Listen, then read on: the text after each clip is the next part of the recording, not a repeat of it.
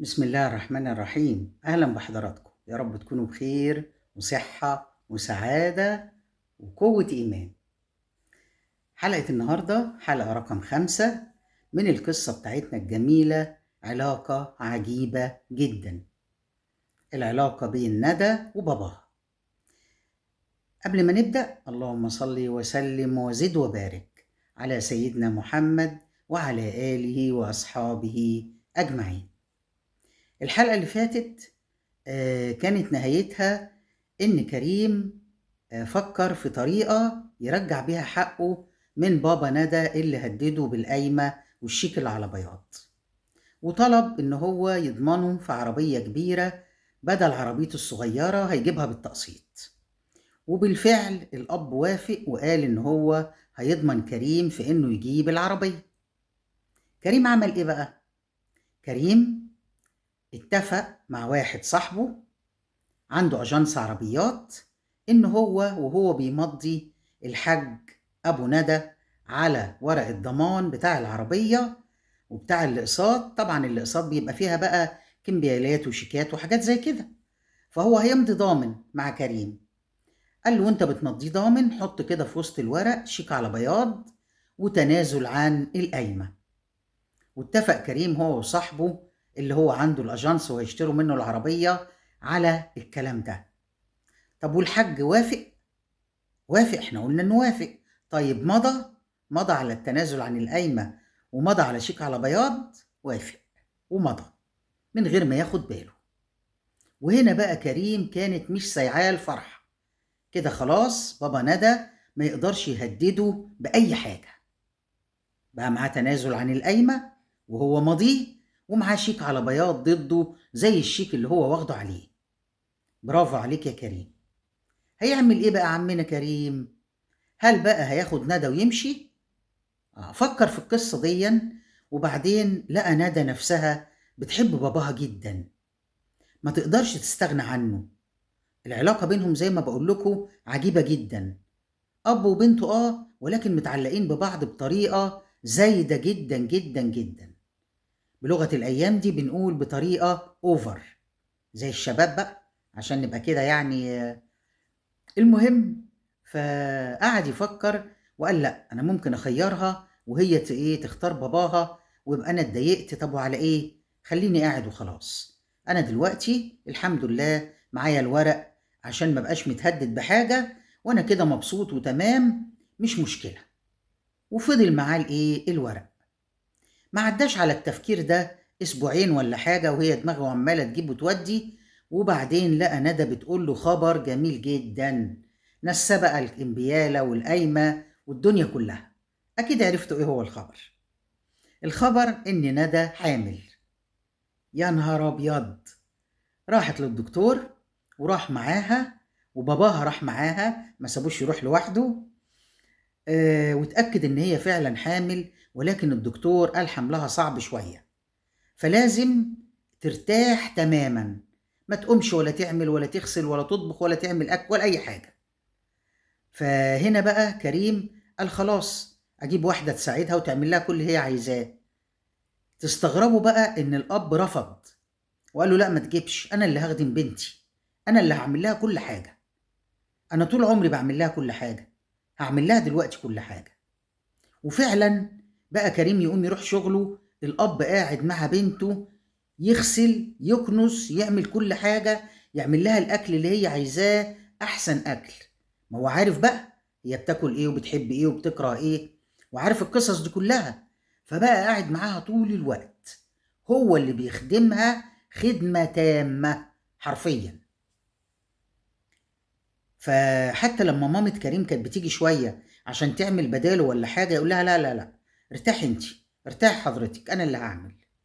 ويعمل ويأكّل مامة كريم كمان. باقول لكم علاقة عجيبة جدًا، وفضل فعلًا يعمل لها كل حاجة لحد ما عدِّت شهور الحمل، وهو واقف لها على رجل زي ما بنقول. جه ميعاد الولادة، دخلت الولادة ودخلت المستشفى وولدت، وكانت ولادتها برضه صعبة جدًا. كريم هنا بقى بيقول باباها كان قاعد قدام أوضة العمليات وهي ندى بتولد بيعيط بالدموع زي العيل الصغير. وبقيت مستغرب، كنت بقول طب ازاي ده؟ ازاي انا كنت اخد بنته منه ده؟ ازاي؟ ما ينفعش، ما ينفعش يبقى بيحبها الحب ده كله وانا اخدها منه ازاي؟ تيجي ازاي دي؟ وبدأ كريم يفكر في الكلام ده ويغلط نفسه ويعذر ابوها ان هو فعلا مش عايزها تمشي بعيد عنه. لقاه عمال بيعيط عياط بحرقة شديدة. وغير كده بقى يقرب من كريم ويقول له ما تزعلش، حقك عليا، انا مش عايز ازعلك، انا بحبك جدا، بس انا ندى عندي حاجة تانية خالص، ما اقدرش تبعد بعيد عني، اعذرني سامحني، هتبقى اب دلوقتي وهتشوف. كريم هنا بيقول انا بالفعل بدأت اعذره واحس بيه واقول لا مش معقول، ما ينفعش، ما ينفعش ده بنته تبعد عنه. يعني خلاص يا عم كريم، اقريت بالحكاية دي؟ اقر بالحكاية دي. الدكتور وهم كلهم قاعدين وقلقانين والموقف بقى زي ما انتم شايفين كده. مامة كريم رخرة قاعدة قلقانة وكريم رايح جاي والأب عمال يعيط. المشهد يعني درامي 100%. خرج الدكتور وقال لهم ألف مبروك، حمد لله على سلامتها، خلاص ولدت ولد جميل أمور. راحوا طبعا عملوا اللازم جوه وخرجوا لهم الولد. طب ندى خدوها على الرعاية، قعدت فيها كام يوم عشان تتمالك صحتها، لأن زي ما بقول لكم زي ما ولادتها كانت، زي ما حملها كان صعب شوية، ولادتها برضو كانت صعبة شوية. أول ما كريم شال ابنه كده وخده في حضنه وطبطب عليه وبقى يعني بيبوسه وكده، يعني ما بقاش مصدق نفسه. لا لا لا، الأبوة حاجة تاني خالص، فعلا الأبوة حاجة تاني خالص. وعذر بابا ندى، بدأ يعذره فعلا ويحس بيه فعلا ويتعاطف معاه كمان. يومين 3 وندى بقت كويسة نسبيا طبعا، وراحوا مروحين البيت كلهم. نزلوا بقى روحوا البيت على فين؟ مش على شقته، على شقة باباها. كريم هنا بيقول أنا ما اتكلمتش ولا فتحت بقي ولا قلت تطلع فوق ولا أي حاجة. سبتها معاه وقعدت أنا كمان معاه وبقيت شايل ابني في حضني وهو واخد باله من ندى في كل حاجة، أكنه مامتها مش باباها في كل حاجة. بدأت أتعاطف معاه فعلا وأحبه فعلا وأعذره فعلا وسامحته في كل حاجة عملها، وقررت من جوايا إن عمري ما هاخدها وأمشي ولا أروح في أي حتة ولا أحرمها منه أبدا ولا أحرمه منها أبدا. وبناء على القرار ده طبعا خلاص قعدنا ومشيت حياتنا على كده. وما بقتش اتضايق بقى لما تبات معاه، هو يطلع يبات معانا، نبات تحت احنا الاتنين، نبات فوق احنا التلاتة، ما بقتش فارقة خالص. وهو بقى لو ندى مش فاضية يشيل هو الطفل، لو هي شايلاه هو يعمل الحاجة. بقول لكم أكن مامتها قاعدة معاها بالظبط كده. أنا بقى كان في حاجة عمالة تدور في دماغي، أقطع التنازل بتاع القايمة والشيك اللي على بياض، ولا أخليهم معايا حرص واستبن، أخليهم معايا أمان ليا من القايمة اللي معاه والشيك اللي معاه، ولا أقطعهم؟ طب أنت إيه اللي محيرك يا عم كريم؟ وليه بتفكر تقطعهم؟ ده احنا ما صدقنا خدناهم. لا، ما تقطعهمش، دول أمان ليك مهما كان. بس هنا كريم بقى خايف وقلقان جدا لحسن ندى تلقاهم في أي وقت أو تعرف في أي وقت. طب تلقاهم مش هتلقاهم لأنه شايلهم في المعرض وهي مش هتعرف تدور في المعرض، في الخزنة بتاعت المعرض. طب ما خلاص كده مش هتعرف، خايف لحسن هو يجي في وقت يتكلم ولا يحصل أي حاجة يروح واقع بالكلام وتعرف ندى وتزعل منه وشكله قدامها يبقى وحش جدا، وشكله قدام باباها إن هو خدعه وتبقى مش ظريفة. بدأ بقى كريم بيفكر بقى في النقطة دي. ليه؟ لأنه خلاص بقى يعني اتمسك بحياته، اتمسك بابنه، الحياة بقت اتغيرت، عذر حماه جدا جدا في اللي هو بيعمله، ولما بقى اب حس بيه اكتر واكتر، والدنيا اختلفت. فبما ان الدنيا اختلفت بقى، كريم بيسألنا كلنا، فعلا يقطع التنازل عن القايمة والشيك اللي على بياض اللي واخده من حماه، ولا يحتفظ بيهم؟ هو مستني رأيكم في التعليقات.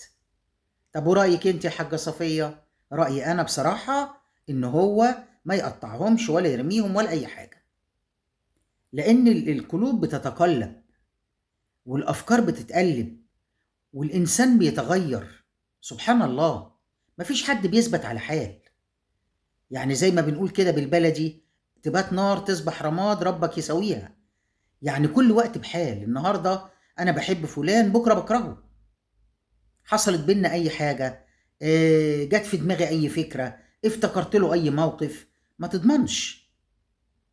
فانت عايش سعيد، ربنا يسعدك اكتر واكتر، ويهدي لك ندى، ويهدي لك حماك، والدنيا تفضل ماشيه زي الفل، ويخلي لك ابنك الجميل، ويرزقك بابن تاني او بنت تانيه.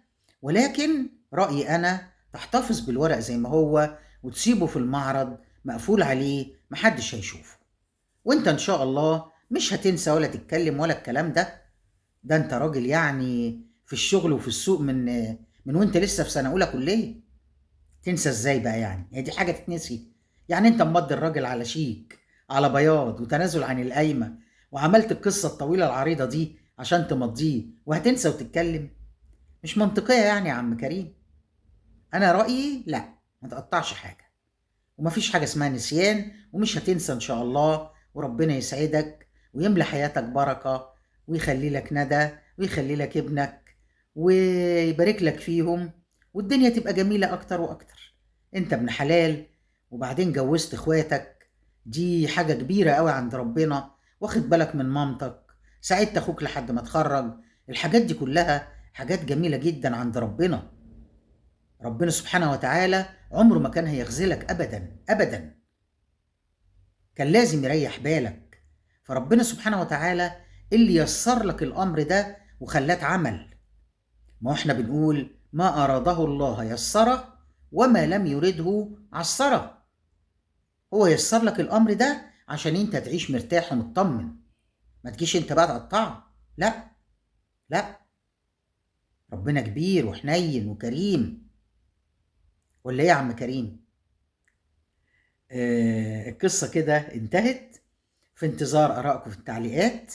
يا رب القصة تكون عجبتكم، وربنا يكرمنا بقصة حلوة كده نبدأ بيها بعد ما نخلص الايه، بعد ما تخلص القصة دي، وننشر آخر فيديو فيها اللي هو حلقة رقم 5 بتاعة النهاردة. وأقول لكم إيه، بتوحشوني جدا جدا، استنوني في قصة جديدة. سلام.